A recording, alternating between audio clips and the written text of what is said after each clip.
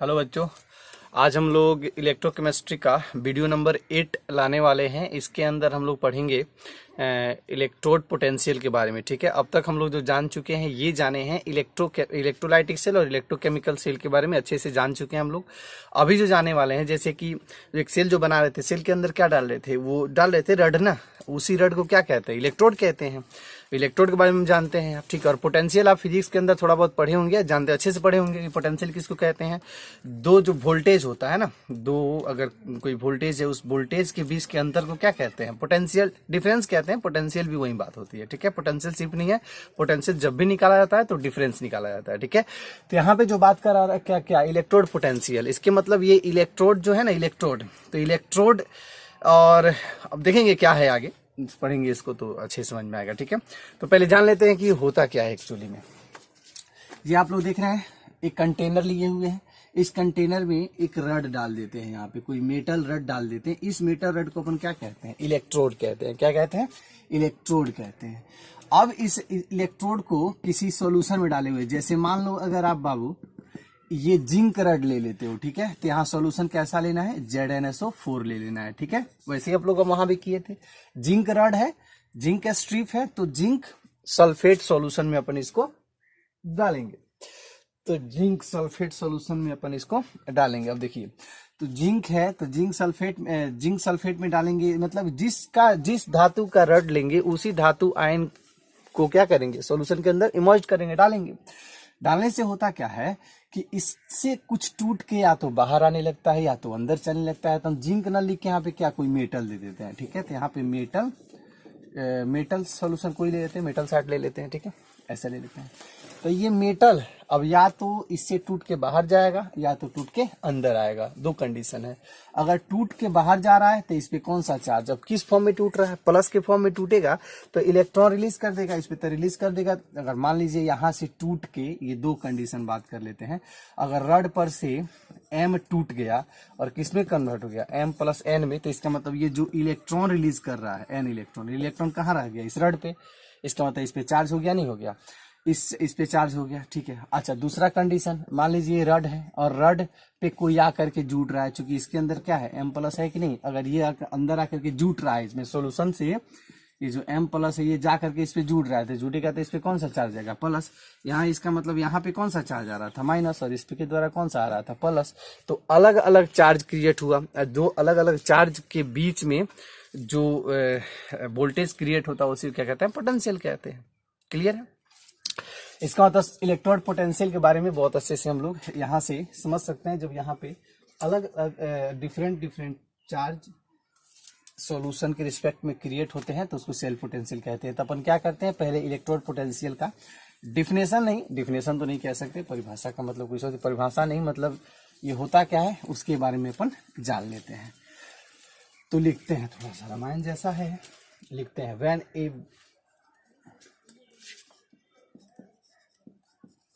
when a strip of a metal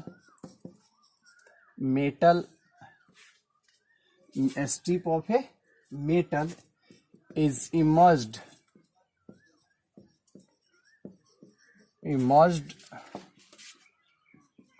in its own salt solution,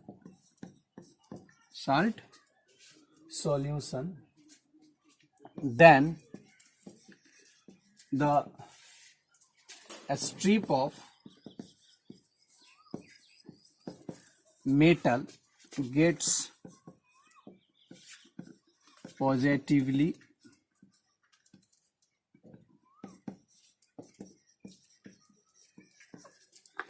or negatively charged,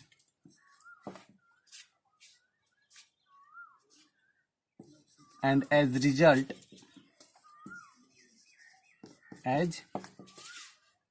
result potential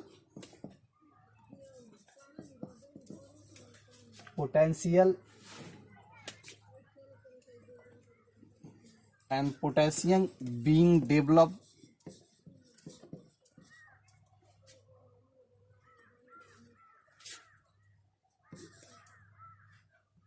होते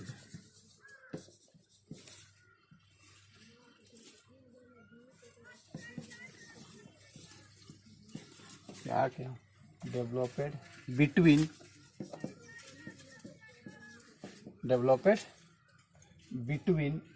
the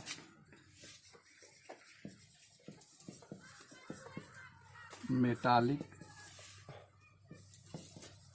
strip and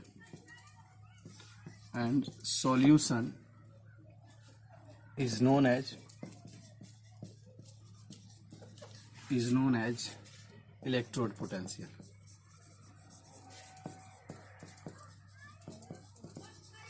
electrode potential, ठीक है जी, electrode potential. तो इसको हिंदी में आप लोग लिख लेंगे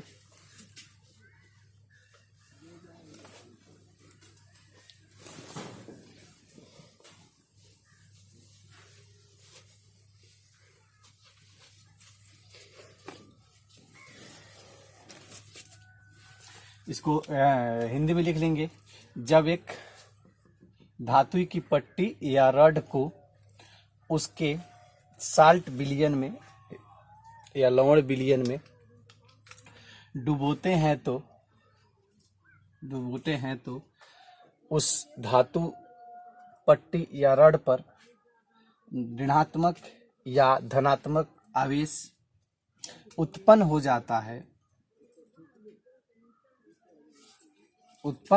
जाता है और परिणाम स्वरूप या फल स्वरूप धातु पट्टी तथा विलयन के बीच पोटेंशियल उत्पन्न होता है, जिसे इलेक्ट्रोड पोटेंशियल कहते हैं। समझ में आ गया बाबू आप लोगों को? यही बात पहले बताए थे, क्या बताए थे कि जो सॉल्यूशन है, सॉल्यूशन के रिस्पेक्ट में अब इस धातु पट्टी पर, सॉल्यूशन के रिस्पेक्ट में धातु पट्टी पर अगर मान लीजिए इलेक्ट्रॉन आ जाए या इलेक्ट्रॉन वहां से निकल जाए तो चार्ज तो क्रिएट होगा, और जब चार्ज क्रिएट होगा उस पे तो उसके चलते क्या हो जाता है, सॉल्यूशन और उस पट्टी पे या वो जो धातु रड है उस पे क्या हो जाता है, एक पोटेंशियल उत्पन्न हो जाता है, जिसको पोटेंशियल कहते हैं। और चूंकि उत्पन्न किया क्या किस पे हुआ, इलेक्ट्रोड पे, तो इसीलिए संयुक्त रूप से एक साथ इलेक्ट्रोड पोटेंशियल अपन कहते हैं। Is that clear? अब हम इलेक्ट्रोड पोटेंशियल को जान लिए। ये दो प्रकार का लिखेंगे, there are two types, there are two types. One is oxidation potential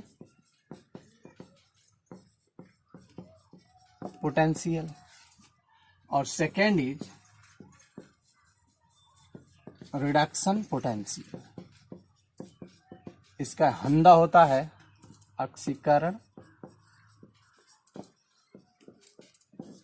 विभव,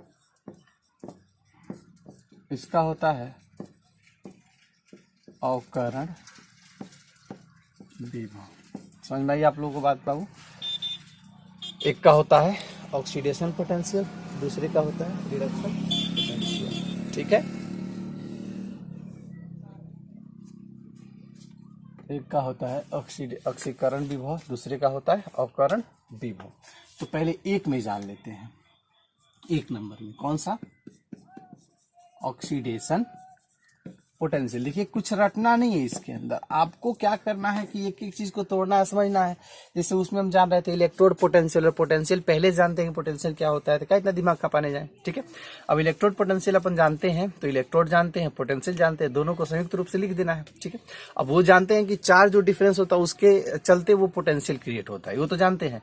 लेकिन अब सोल्यूशन दिया हुआ है तो कुछ इलेक्ट्रोड कहाँ डुबाया जाता है, सोल्यूशन में, तो वहां पे आखिर पोटेंशियल किसको कहेंगे, बहुत इजिली हम इसको डिफाइन कर सकते हैं अगर अच्छे से आप ध्यान देते होंगे पढ़ने में। तो उसके बाद आता है ऑक्सीडेशन पोटेंशियल। बताइए oxidation potential, it means oxidation के द्वारा जो पोटेंशियल क्रिएट होता है उसको क्या कहते हैं अपन, ऑक्सीडेशन पोटेंशियल। लाइक दैट, मान लीजिए बाबू ये सॉल्यूशन है, इसमें हमने डाला हुआ है MSO4 का विलयन सॉल्यूशन है, ये रड है M का, ठीक है। अब ये क्या हुआ, जैसे इसके अंदर डाले तो डालने से होता है क्या है बाबू, इसके अंदर रिएक्शंस होते हैं, तो रिएक्शन होगा तो क्या होगा, M टूटेगा किसमें, M + N और N इलेक्ट्रॉन। कहिएगा सर ये क्यों टूटेगा, बाबू सब बाद में समझ में आएगा क्यों टूटेगा, कैसे टूटता है, ये अभी जान लीजिए। अगर ऐसा हो रहा है तो उसको क्या कहेंगे, ये हम बता रहे हैं ना कि कैसे टूटेगा, क्यों टूटेगा, वो सब बाद में वो सब बात है, ठीक है। तो होगा क्या, देखिए जैसे ये कंटेनर बोलिएगा सर दूसरा ले लिए क्या, नहीं नहीं वही कंटेनर है, ठीक है, छोटा सा है छोटा सा है। अब साइज तो नाप सकते नहीं हैं, तो ये हो गया बाबू। अब बताइए, तो ऐसे इसको ऐसे कर लेते हैं। ये बताइए, ये जो मेटल रड है बाबू, ये मेटल रड है। अब इसे मान लीजिए ये एम अंदर से टूट के बाहर जा रहा है, एम किस में जा रहा है, प्लस एन में। तो प्लस एन में यहाँ पे सोच लीजिए, दिमाग लगाइए, ये रड है, ये जिंक का रड है, ठीक है। अब ये जिंक इसमें से टूट के किस अवस्था में जा रहा है, जिंक +2 में। तो जिंक +2 जाने का मतलब क्या हुआ, ये जिंक में से 2 इलेक्ट्रॉन क्या हुआ, हट गया। और 2 इलेक्ट्रॉन कहाँ रह गया इस पे, तो बताइए, इलेक्ट्रॉन हो गया तो इस पे कौन सा चार्ज आ गया, नेगेटिव। ये था तो उसको रखा हुआ था। मान लीजिए कोई भाई है, तो दोनों भाइयों का 1 बीघा, क्या आप लोग तो बीघा हुआ समझते हैं, चलो नॉलेज तो होगा जिसको जमीन के बारे में। मान लो 2 भाई है और उसके 4 कट्ठा खेत है, कितना है 4 कट्ठा, ये 4 कट्ठा उसका खेत है। तो 2 भाई है, दोनों का कितना कितना हुआ, 2-2 हुआ, सही है।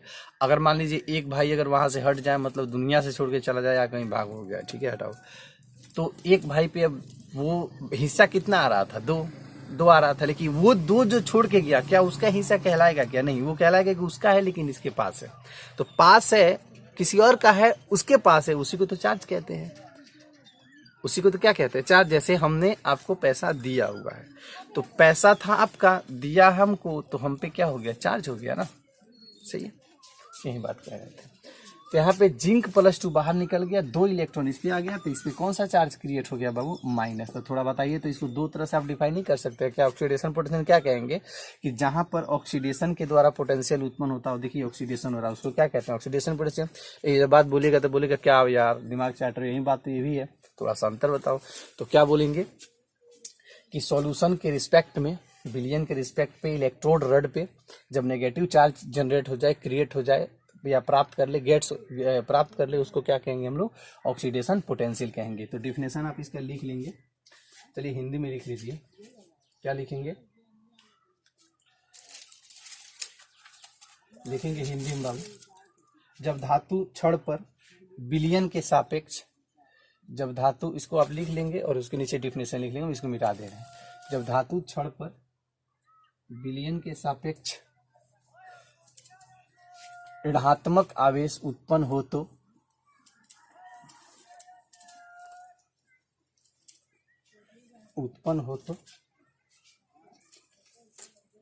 उसे क्या कहते हैं, ऑक्सीडेशन पोटेंशियल कहते हैं।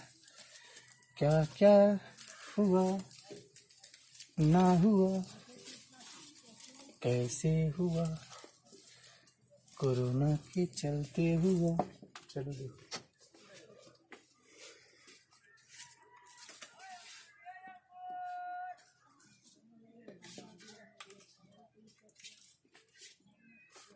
तो लिखेंगे बाबू, when metal strip gets negatively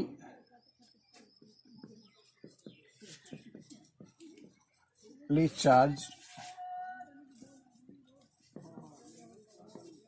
as compared to their solution is known as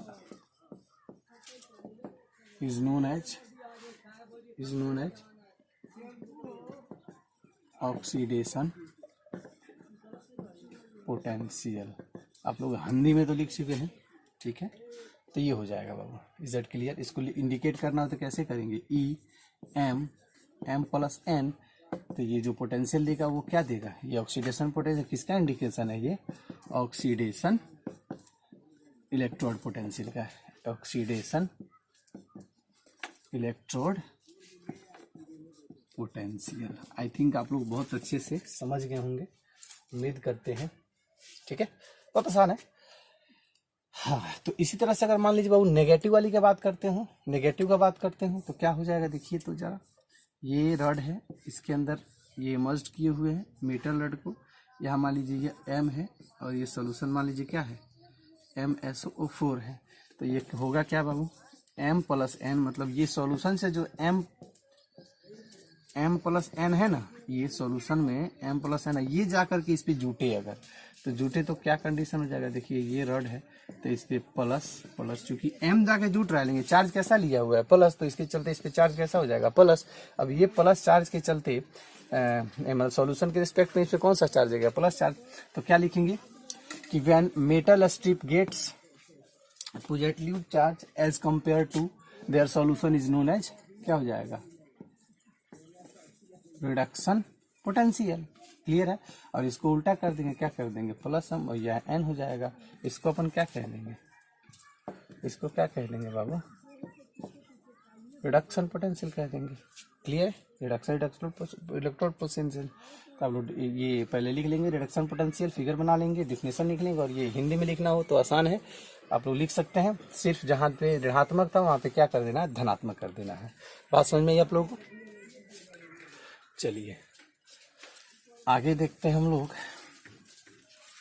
ये तो हो गया आपका कौन सा बाबू, reduction potential and oxidation potential का काम तमाम। अब हम बात करते हैं थोड़ा सा फैक्टर इफेक्टिंग ऑफ। गर्मी है जी आज, आप लोग की तरफ कैसा मौसम बताओ, ये पूछना पड़ रहा है। कभी साथ में हम लोग एक साथ एक मौसम को देखते थे, ये जो है ना बाबू इतना गर्मी होता है ऊपर से कि मत को हालत खराब हो जाता है। लेकिन चलो, और यही समय मिलता है, शाम सुबह में समय नहीं मिलता है बनाने का। घूमने में मज़ा आता है ना आजकल। चलिए, नहीं घूमने का मतलब बाहर नहीं, मतलब चलिए देखते हैं बाबू, अग्गू का देखते हैं, क्या देखेंगे। तो क्या क्या बोल रहे थे, क्या क्या क्या बोल रहे थे, अरे हाँ, factor effecting of, factor affecting of electrode potential. Potential कौन कौन सा फैक्टर इफेक्ट करेंगे, तो देखिए बाबू, अगर एक एक करके देखते हैं ना थोड़ा सा। मान लीजिए सॉल्यूशन है और मेटल रड है, तो सबसे पहले तो नेचर ऑफ मेटल रड या मेटल रड कहिए या स्ट्रिप कहिए, उस पर डिपेंड करेगा। सबसे पहली बात, मान लीजिए कोई ऐसा मेटल ले लीजिए जो एकदम टूटना ही ना पसंद करता हो, पर इसी में डाल दीजिए, क्या फायदा है उसका, नहीं। तो मेटल रड पे वो सबसे पहले रड जो ली उस पर डिपेंड करेगा। दूसरा टेम्परेचर, क्यों बाबू, अगर मान लीजिए आप टेम्परेचर बढ़ाते हैं तो जो सॉल्यूशन है वो क्या होगा, आसानी से टूटेगा ना, तो इसलिए टेम्परेचर पे निर्भर करेगा। 3 नंबर में प्रेशर, ऑब्वियसली जब प्रेशर को अपन बढ़ाएंगे तो सॉल्यूशन का टूटना क्या हो जाएगा, डिक्रीज हो जाएगा, तो ये भी इफेक्ट करेगा। 4 नंबर में जो सॉल्यूशन लिए हैं तो concentration of solution, concentration of the solution. अगर मान लीजिए कंसंट्रेशन अगर उच्च कर देते हैं, बहुत ज़्यादा कर देते हैं, तो ये हो जाएगा। बात समझ में आई आप लोगों को अच्छे से। तो ये 4 फैक्टर हैं, इसको ध्यान रखिएगा। इसके बारे में जानना नहीं है, जानना क्या, आप जानते हैं नेचर मेटल का कैसा होना चाहिए, तो क्या नाम है, इलेक्ट्रॉन लेना या देने वाला होना चाहिए। टेम्परेचर कैसा होना चाहिए, अगर उच्च करिएगा तो अच्छा होगा, कम करिएगा। प्रेशर क्या होना चाहिए, कम करिएगा तो अच्छा रहेगा, ज़्यादा करिएगा तो बुरा होगा।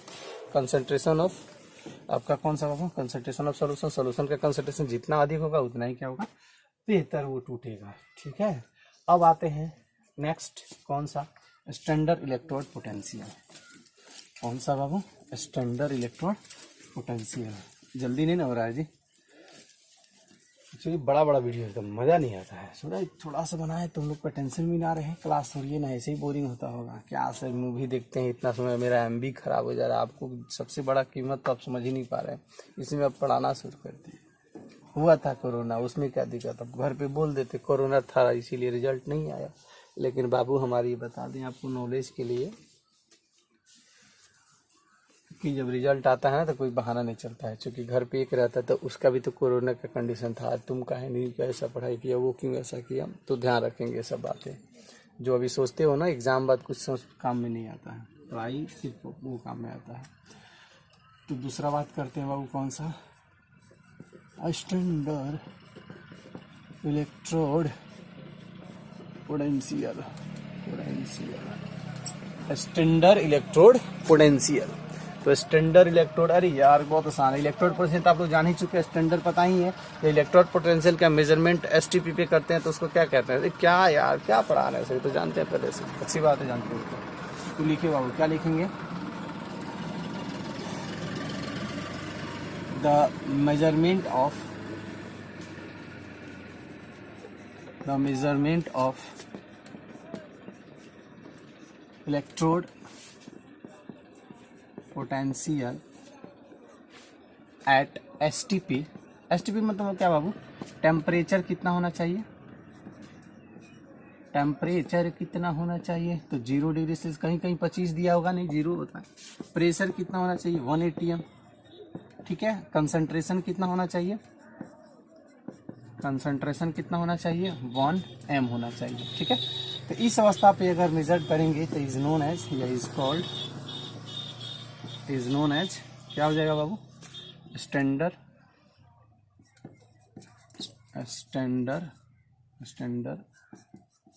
इलेक्ट्रोड पोटेंशियल, सही है जी।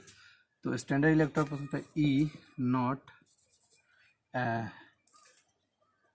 ई नॉट, चलिए ई नॉट सेल कह देते हैं, ठीक है। जो आएगा वो इसको इसी इंडिकेट, ई नॉट बस दे देंगे ना तो वो हो जाएगा, ठीक है। अब स्टैंडर्ड में दो तरह के हो जाएंगे, कौन कौन से बाबू? Standard electrode potential, standard oxidation potential, और दूसरा कौन सा? स्टैंडर्ड इसका ऑक्सीडेशन पोटेंशियल। इसका हिंदी लिख लीजिए। तो जब इलेक्ट्रोड पोटेंशियल का मापन एसटीपी पर को ब्रैकेट दे करके ताप 0 डिग्री, प्रेशर 1 atm, सांद्रता 1 m पर करते हैं तो कॉमा मानक इलेक्ट्रोड विभव कहते हैं। मानक इलेक्ट्रोड विभव कहते हैं। ये भी कितने प्रकार के होते हैं बाबू? आप समझ सकते हैं, 2 प्रकार के। कितने प्रकार के जी? 2 प्रकार के। तो 2 प्रकार में कौन कौन से हैं? एक होता है स्टैंडर्ड ऑक्सीडेशन पोटेंशियल और दूसरा क्या होता है? Standard reduction potential. और हमको उम्मीद है कि आप लोग समझ लेंगे कि स्टैंडर्ड एक होता है स्टैंडर्ड ऑक्सीडेशन पोटेंशियल, ठीक है। इंडिकेट कैसे करते हैं? ई नॉट एम प्लस एन, बस सिंपल। जो आएगा वो वोल्ट में रहेगा, ठीक है। उसी तरह से दूसरा में स्टैंडर्ड रिडक्शन पोटेंशियल, क्या कहेंगे इसको बाबू? ई नॉट एम प्लस एन से एम, और जो आएगा वो वोल्ट में आंसर आएगा। तो ये हो गया जी, ठीक है। चलिए ये फाइनली आपका खत्म हुआ यहाँ तक।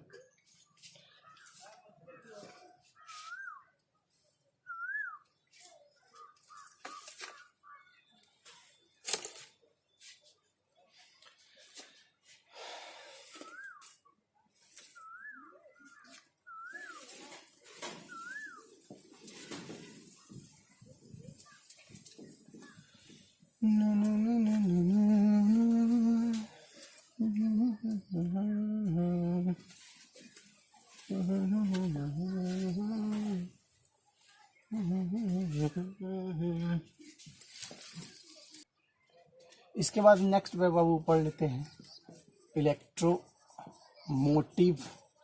इलेक्ट्रोमोटिव फोर्स, EMF, या और भी कहते हैं सेल वोल्टेज। इसको अपन सेल वोल्टेज भी कह सकते हैं, इलेक्ट्रोमोटिव फोर्स भी कह सकते हैं, ठीक है।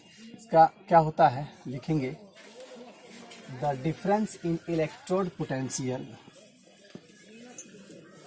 The difference in electrode potential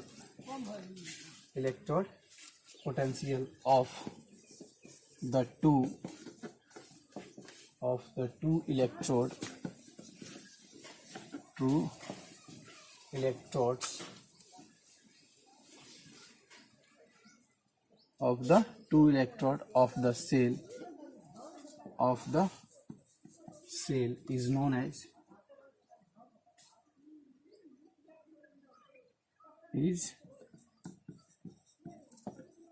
known as cell या ईएमएफ इलेक्ट्रोमोटिव फोर्स, विद्युत उत्प्रेरक बल, विद्युत उत्प्रेरकीय बल कहते हैं ईएमएफ, और सेल पोटेंशियल सेल वोल्टेज भी कहते हैं। ठीक है, हिंदी में लिखिएगा,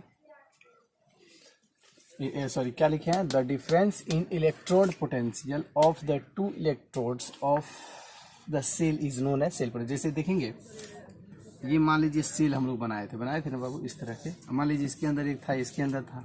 अब ये दोनों एक साथ जब मेजर करने लग जाएंगे ना, इस दोनों को एक साथ मेजर करें, इसी को आप लोग क्या कहते हैं, ईएमएफ कहते हैं। ठीक है, दोनों को एक साथ करेंगे तो मतलब इसके पोटेंशियल और इसके पोटेंशियल के बीच के अंतर को अपन क्या कहते हैं, इलेक्ट्रोमोटिव फोर्स ईएमएफ से जानते हैं। ठीक है, चलिए हिंदी में इसका लिखिएगा, हिंदी में इसका लिखिएगा, किसी सेल के दो इलेक्ट्रोड के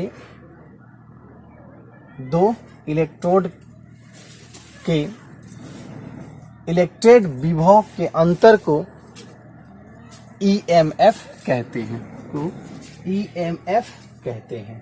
ठीक है, इसमें कुछ फार्मूला है बाबू, फार्मूला क्या है, वही बातें हैं, सीधी सादी बता रहे हैं कि दोनों के बीच के अंतर को ईएमएफ कहते हैं।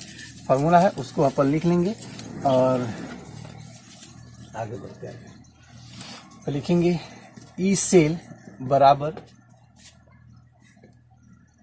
ई रिडक्शन, रिडक्शन लेके ये किसका होना चाहिए, कैथोड का होना चाहिए। ठीक है, कैथोड होना चाहिए। ठीक है, माइनस ई रिडक्शन किसका होना चाहिए, ये होना चाहिए एनोड का।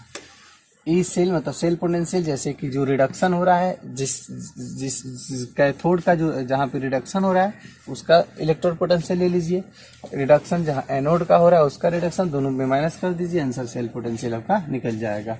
ई ऑक्सीडेशन यहाँ पे हो जाएगा आपका क्या, एनोड, क्या हो जाता है, एनोड, माइनस ई ऑक्सीडेशन यहाँ पे हो जाता है आपका कैथोड। बनाएंगे न्यूमेरिकल तो समझ में आएगा आप लोग को।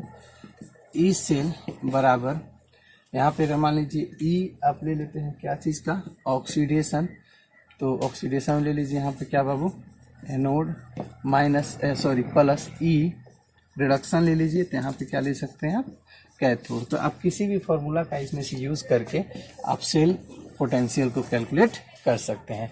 तो इतना आप लोग लिख लें, और आगे का जो एनसीईआरटी का क्वेश्चन है, तो आप लोग एक काम करें, जो तो एनसीईआरटी को याद नहीं है, मेरा बुक है यहाँ पे, कौन सा था, पेज नहीं लिखे हैं।